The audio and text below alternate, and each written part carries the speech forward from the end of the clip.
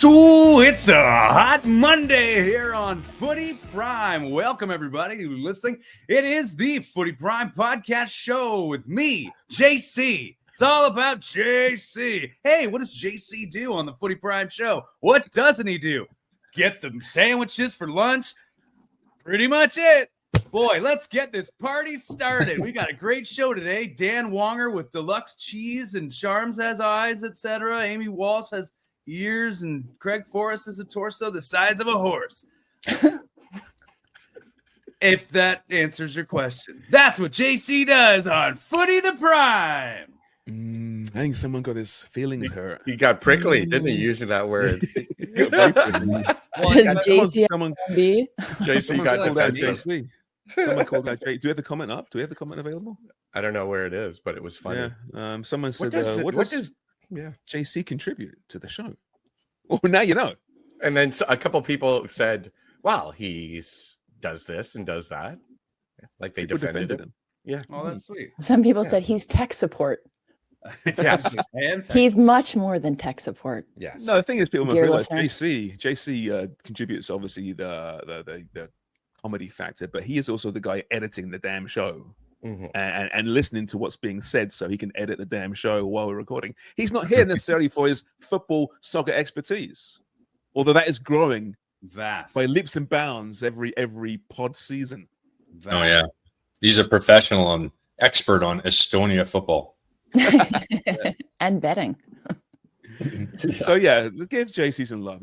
He's integral to what we do here, and maybe he's not always contributing with his opinions on who should play left back for Canada. But that's not why he's here. Yeah. Without JC, there is no Footy Prime.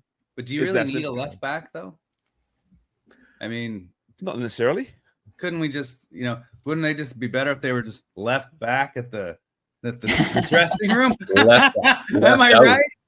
See what you did there? Yeah, and the comedy. Sometimes the comedy's hit and miss there too. I liked it. What about all the music? The Footy Prime theme song, broadcast theme song, Club World Cup theme song, all JC. Any voices, any cool things that we do? It's all JC.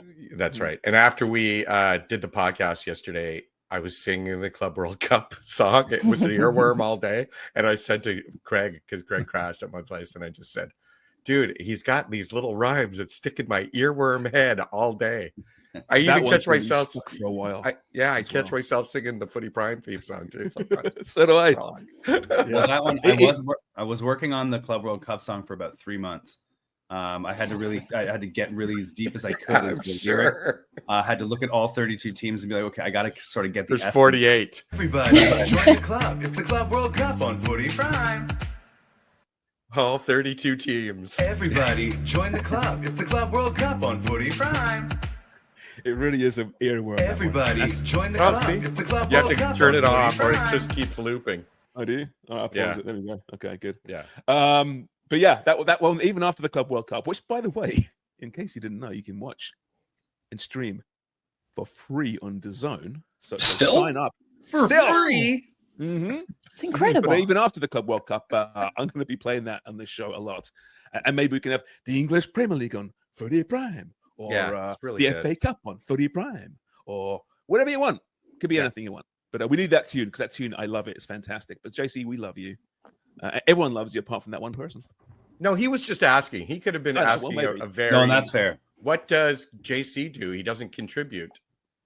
Mm-hmm. And now, you know that he does. Know. Yeah. I think it's maybe new fans coming in and they're listening to like a 20-minute clip that we've posted on YouTube, and JC is just in the bottom of the corner there, and they're like, "What's happening with this guy?" Saying nothing. Yeah. It's like Jimmy doing an interview. Well, this is why I wear the big headphones, because it's like, well, at least if I have the big headphones on, they know that I'm paying attention. Or yeah, exactly. You look very important. Yeah. Anyway, it's Footy Prime for another week.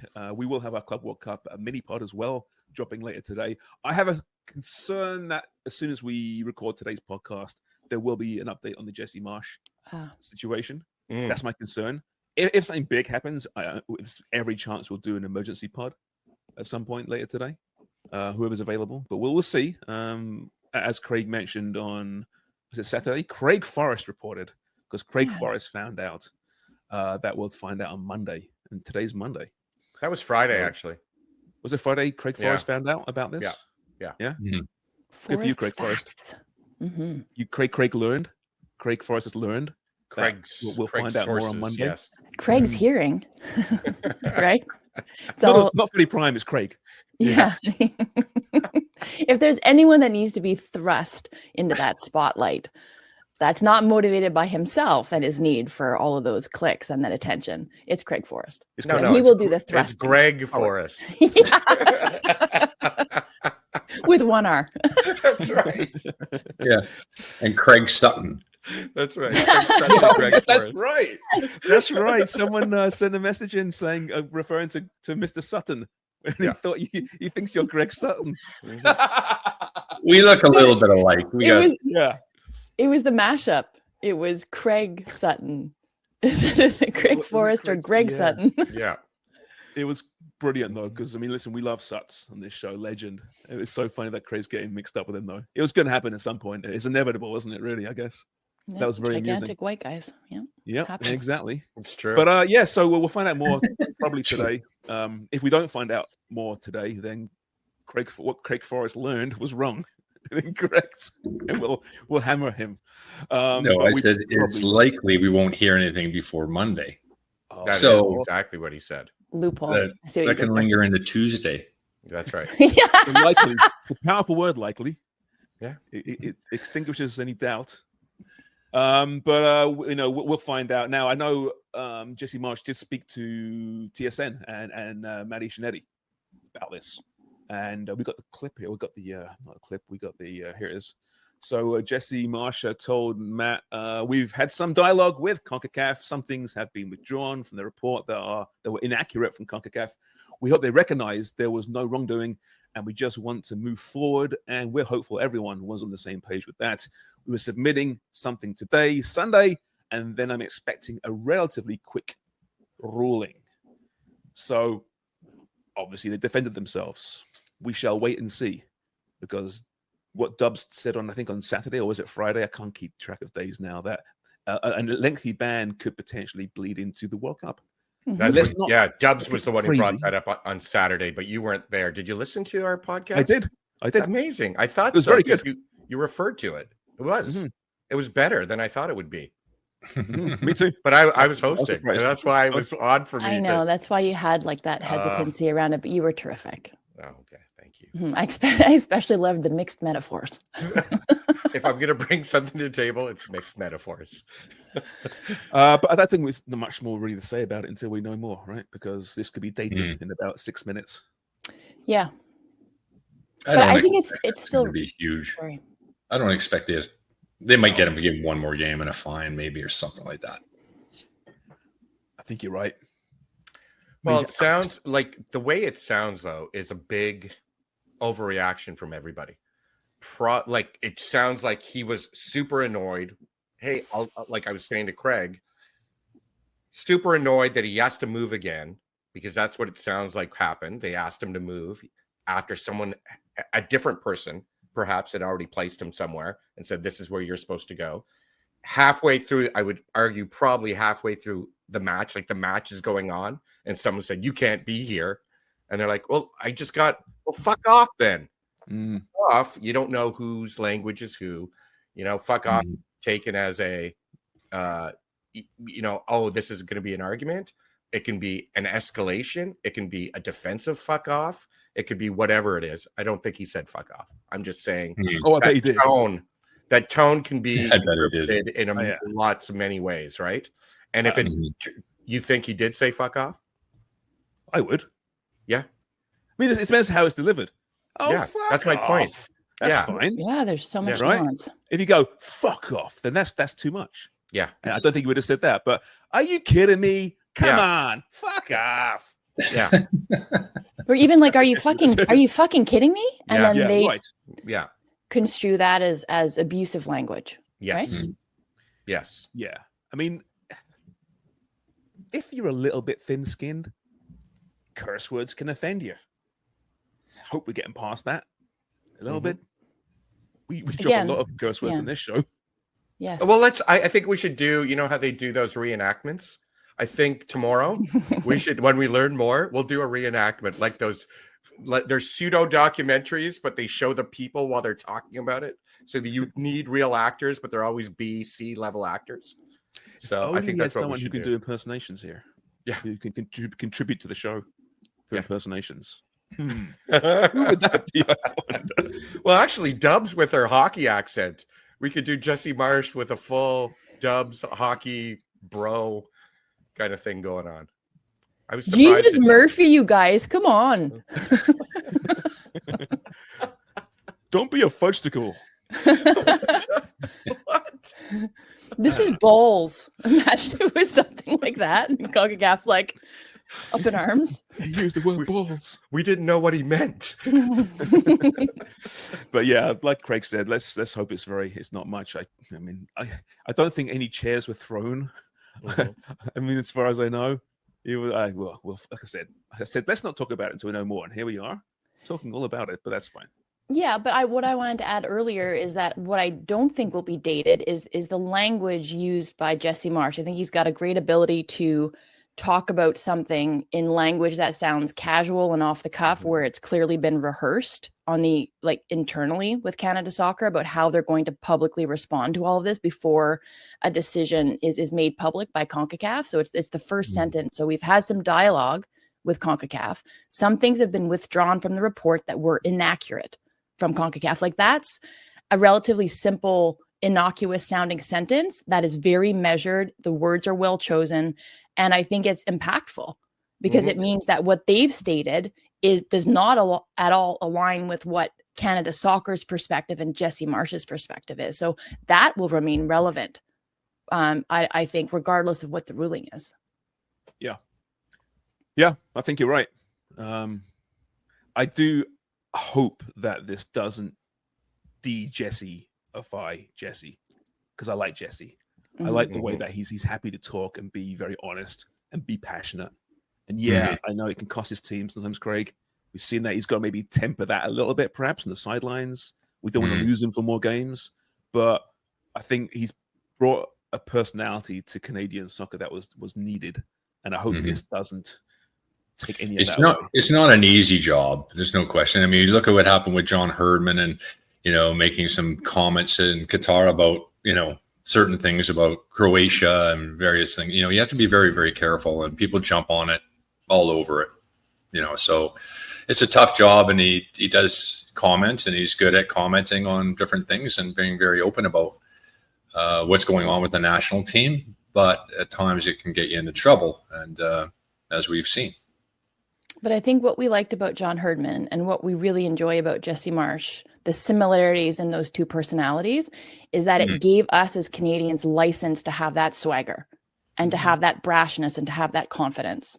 And so I agree with you, Sharms. I don't want that to go away. I don't think that it will.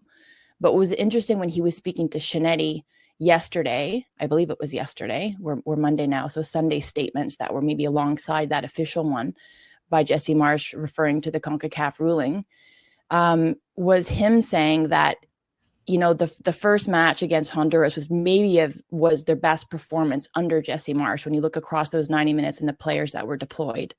And then how poor the performance versus Curacao looked, especially in comparison to the bar that they set versus Honduras, is he said, I wish I could have been on the sidelines to help my team, but very quickly said, I have full confidence in Mauro Biello and Paul Stalteri to do the job. But there was a bit of a mix-up, it seemed like, with that fifth substitution, right? Between Laren ends up going in, and there's a still of Stolly pulling DeFougerolles kind of back.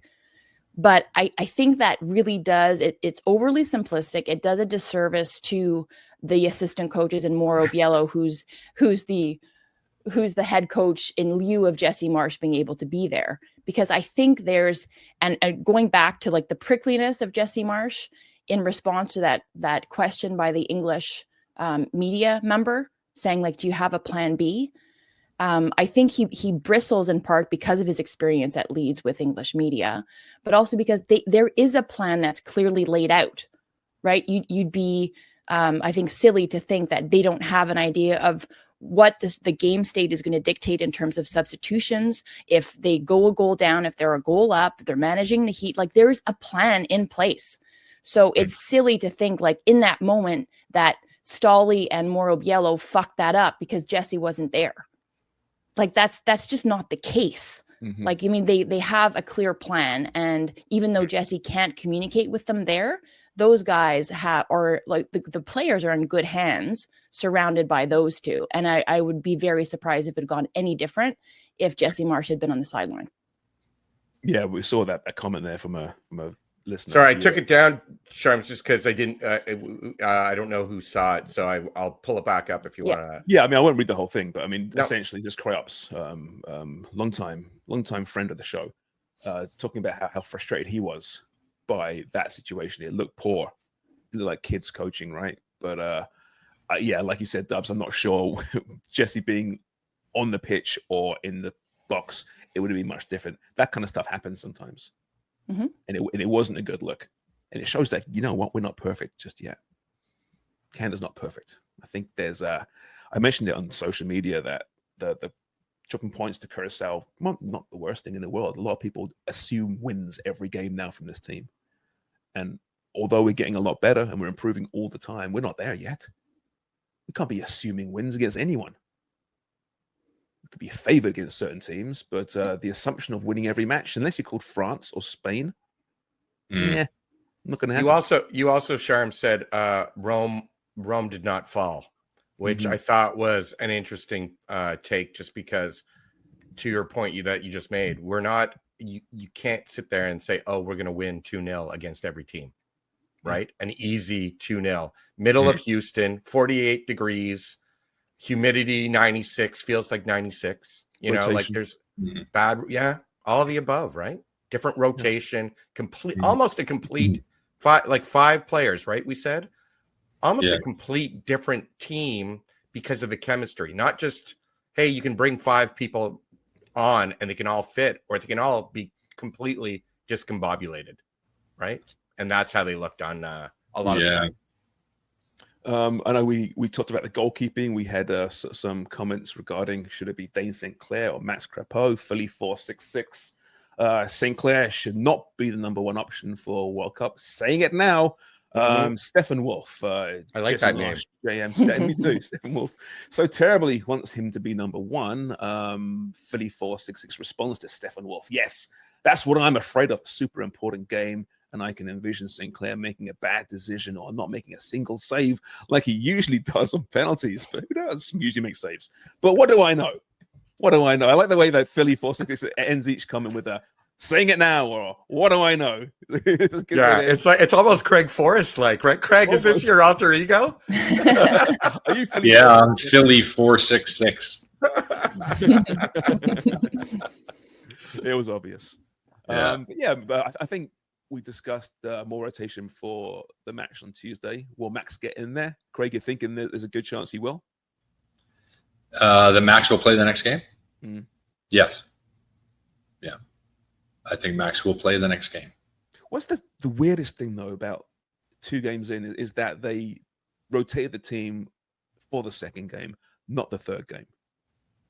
We talked about it briefly yesterday. Yeah, usually at tournaments. Let's get through this group. And then hopefully you win your first 2 games. And let's be honest, the full strength Canada should be Curacao. And then you can rest players and rotate for that third game. And who cares about the result? I think Jesse has such a belief in the squad that, and to be honest, with all the changes he's made along the way, it's been pretty seamless, so it's worked really well. So maybe he overshot himself a little bit with this squad. But he also emphasized the fact that he was pushing that this is not an easy game against Curacao. It's not. And with the temperatures and everything else that plays into the part, it was never going to be easy. And they found it difficult at times. And in the end, we're probably lucky to pick up a point. I'm not surprised at the amount of rotation. No. Because this is the last competition really on the docket prior to next year's World Cup. If you're not going to test guys now, when are you going to do it? So, of course, you have to balance it with wanting to win a trophy and getting results. And to your point, Sharms, which I think is a really good one, second match, you get those 3 points and you're sitting on 6 points. And then maybe you have more license to experiment in the third match. But again, I think, Forrest, your point about having the belief in an expanded group in that roster, like every single guy that's basically called in. And I haven't rewatched the entirety of that match, but hearing comments, traveling back from Toronto after covering NSL on Saturday, I just dove into the match this morning and I've watched the first hour. And after the first half, like I was expecting it to be really dire. Thumbs up. It wasn't that bad. Like, it's just, I think it was, again, in comparison to how emphatic that victory was over Honduras. And then you rotate again and you have the same expectations, I think maybe unfairly given the conditions and given everything that's been happening. But it really wasn't that bad. So what direction does he go to against El Salvador? I don't know. I think you have to go with more reference points, especially down the spine of your team. I think it was almost, I likened the pairing of Kamal Miller and Joel Waterman as like an invitation. Like you have a set invites, like a list for your wedding, and then you have some key people who can't make it, and then you extend the list a little bit. I thought that was almost unfair to the two of them to put them out there, because do I think it's as bad as the two of them playing themselves off next year's World Cup team? No. I think that there's still time there for them to prove themselves. But to pin that performance squarely on that center back partnership, and again, I still have the last half hour to go here of this match to see, I think, where Curacao was really pushing. But you might change your mind then. Yeah, but I think it's highly unfair. You're going to test guys, but is one performance, one moment, or the cumulative effect of one performance versus Curacao in the Gold Cup going to decide your fate for next year's World Cup? I don't know if it is. Is that a case of Jesse Marsch saying, I know I've made my mind up about you two players. Prove me wrong. I'm going to give you at the start. Prove me wrong. And I don't think you proved him wrong necessarily. But it's not as if there's this plethora of depth at centre back, right? There's still opportunity here. I mean, obviously it's going to be Derek Cornelius, Moise Bambudo, and then you have these kids, Differ Jarrell and Knight Lebel. Do you think he gets a look? I hope so. Well, it depends. If Cornelius is healthy, you've got to get him in there. But who knows if he's healthy? They may have no choice but to experiment there, which, again, isn't the worst thing in the world. What I do like, though, is that we, as Canadian soccer in general, we are overanalyzing this 1-1 result.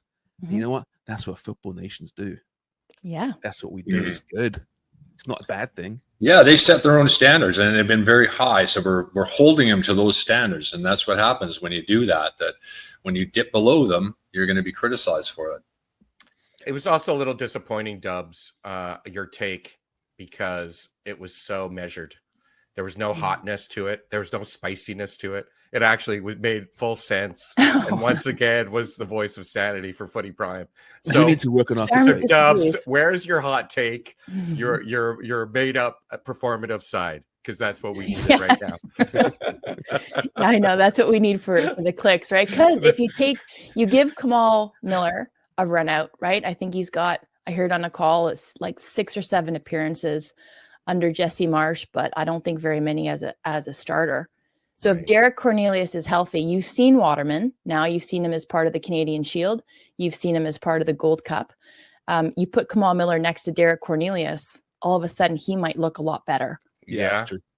And I was comparing, I forgot his name, but now I know it. Craig and I were watching the match with JC, and I said, who was that player that Sharms really liked during the run up to 2022? And it was Stephen Vittoria. And it kind of reminds me of him, just because. Why are you laughing? Dubs is smiling. No, I just like the way you set that up.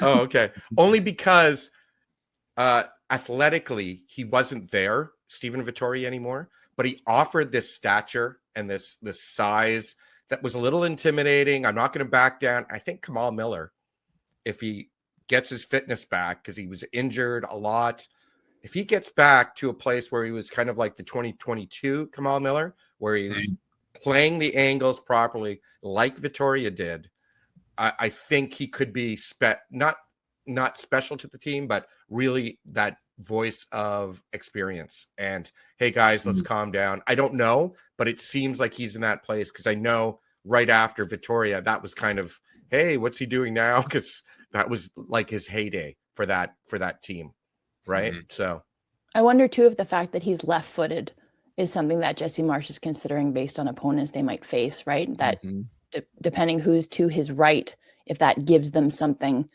extra, but he connected with Schaffelberg, and I know you guys have already gone over this match, but it's kind of new to me, in the opening minutes of that match on that longer ball from the same channel, right? Or from the central area of the left side of the field, if you divide it into two lengthwise, and then he kept going for it, right? He kept forcing it that way. And that wasn't great. And I know he doesn't look good at the end of the game, but maybe that's the issue that's sort of pushing it for Jesse Marsch. He's thinking like naturally left-footed. He's got the experience, as you're making that comparison to Vittoria. He certainly is like a heady veteran, a guy that they can use in that squad. So you give him a run out, but maybe it lets himself down a little bit with his performance. I wonder, is Steven Vittoria still at Boavista? I'm not sure if he is. I'm not sure what his contract. He joined there earlier this year. I mean, that's a guy, Craig, that, not to go on a tangent here, but Steven Vittoria, I think what he went through to make the pitch when he did every match for Canada, given, I think the ankle injuries he had. I mean, it's quite a story, man. That is a tough dude. And he rarely let Canada down, if ever, in that run-up. He was fantastic. Yeah, he was. He was solid, and unfortunately, his legs got the better of him, and his age happens to the best of them. I tell you something, they could have used Steven Vittoria defending set pieces against Curacao. Yeah. That's true. Experience, though, isn't it? That experienced head.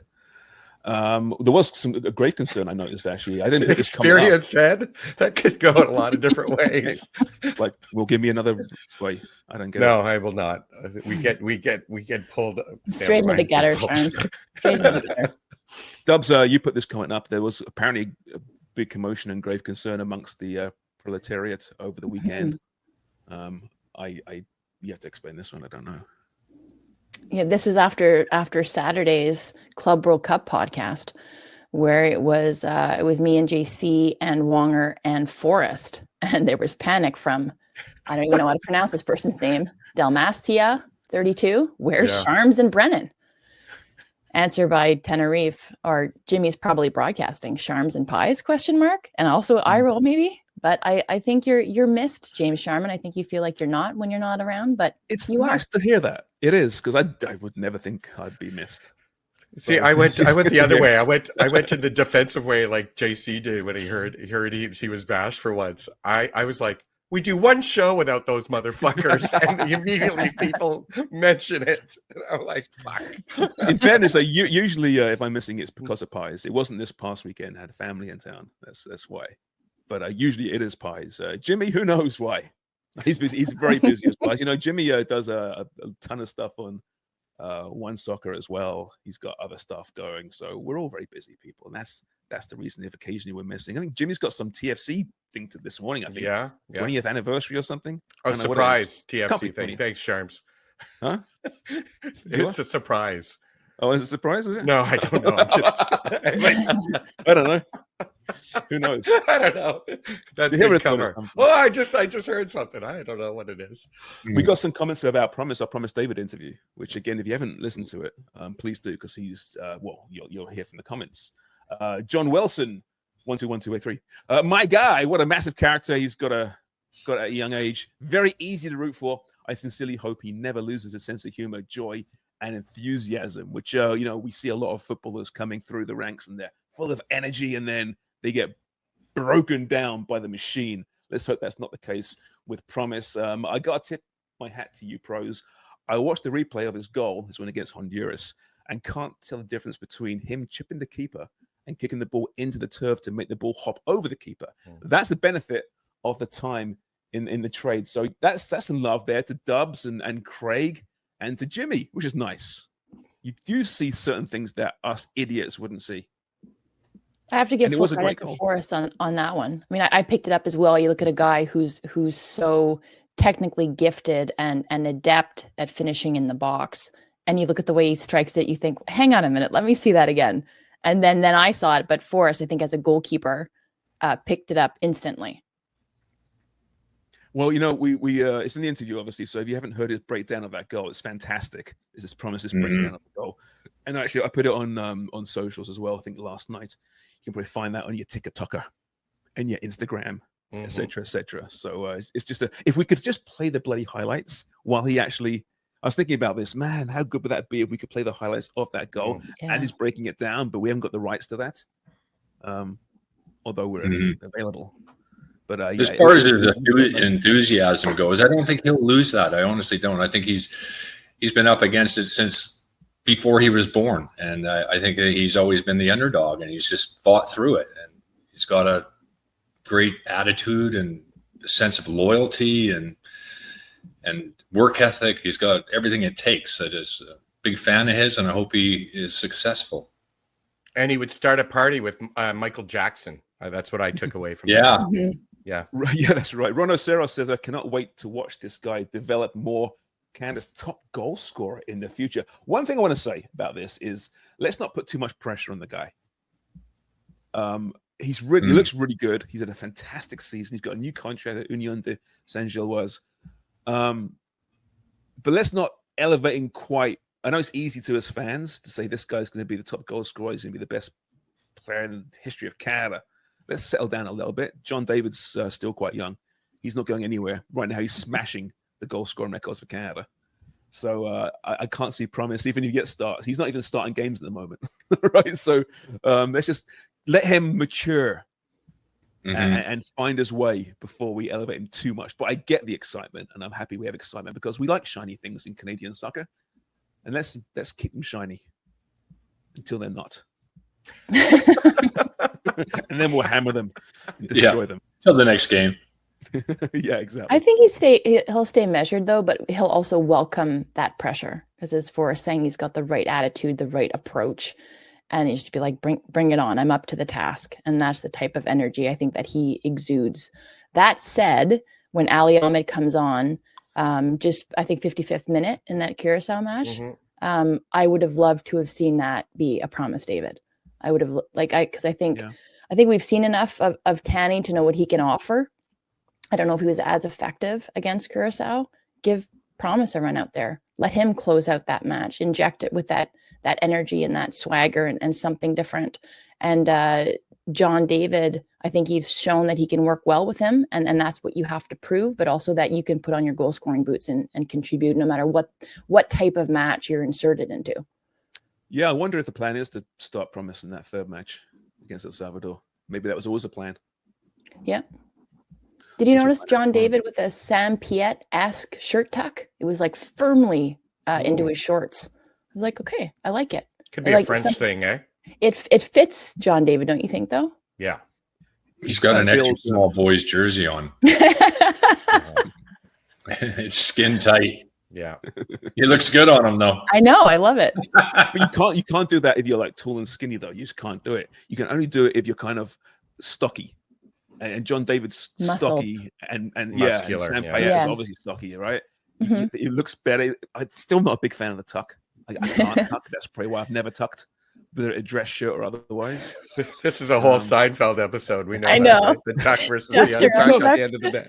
After Sharms' dental work. Yeah. Dirk Bogart. I'd like to make one point before we get off that. JC's contributing to the show. So I asked Craig when we were watching the Curacao game, and I said, how many people live in Curacao? I'm like, how is it that it's such a like it seems fairly even? And Craig made the point that a lot of these guys played and grew up playing in Holland. So these are Dutch ringers basically. And I mean, imagine Canada playing this, say, the second Dutch team. It's basically that.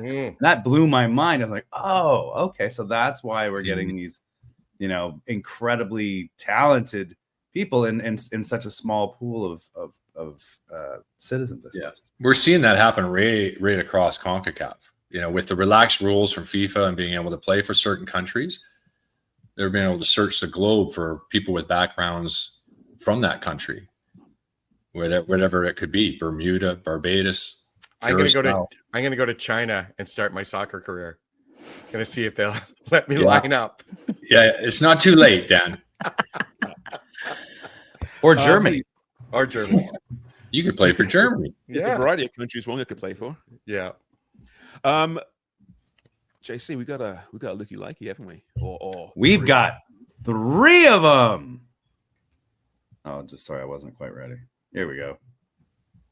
It's one of the best bits of fun you'll ever have in the night. Trust me, just do it. Just look for Lucky Like It. Brilliant fun. Love Lucky Like It. Lucky Like It over there. I miss Sean Dyche. The little kind of subliminals are the best balls. The best Lucky Like It ever. Just look for Lucky Like It.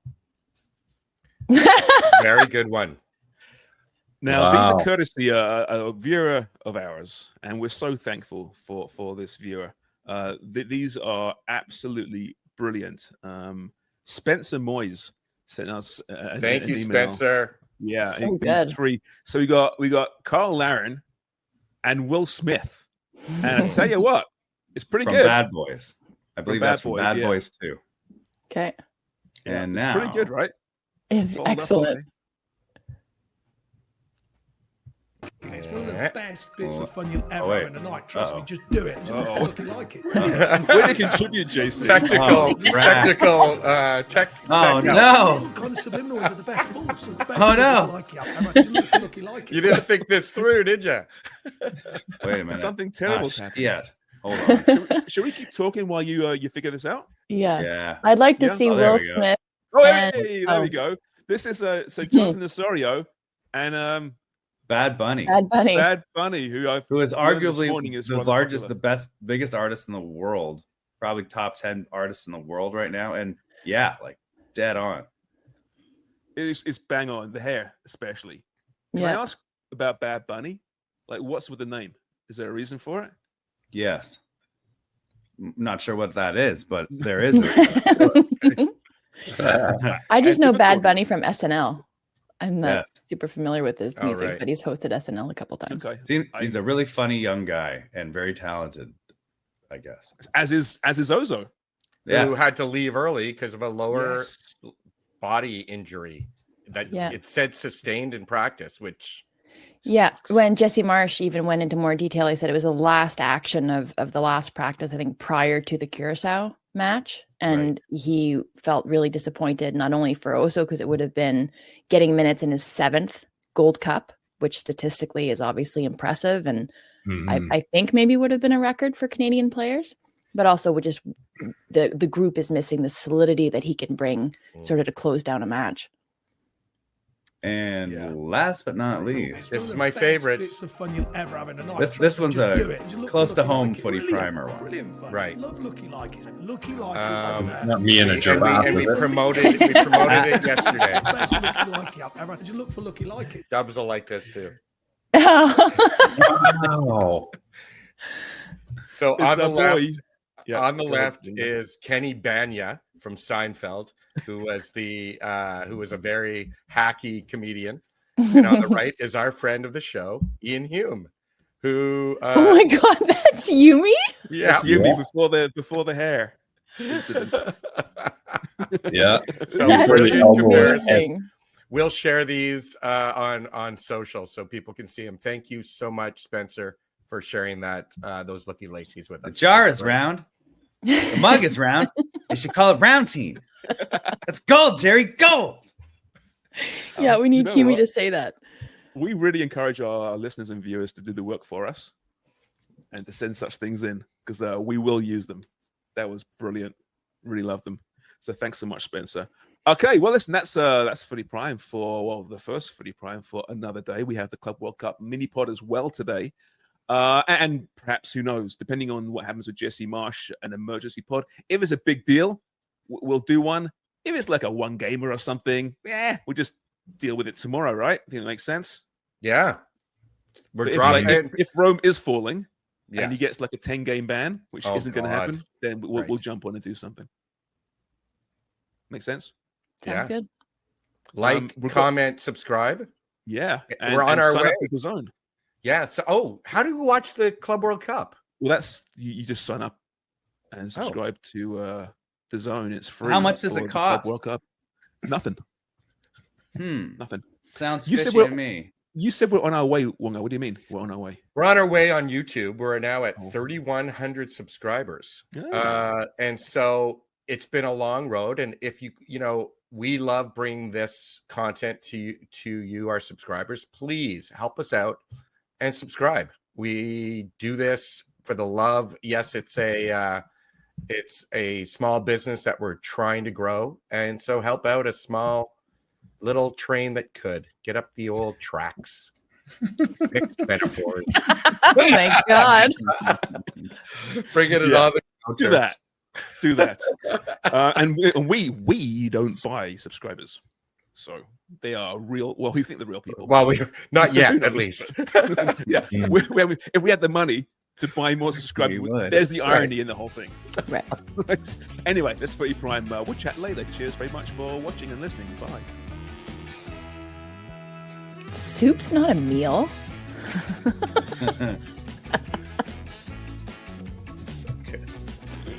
Huge.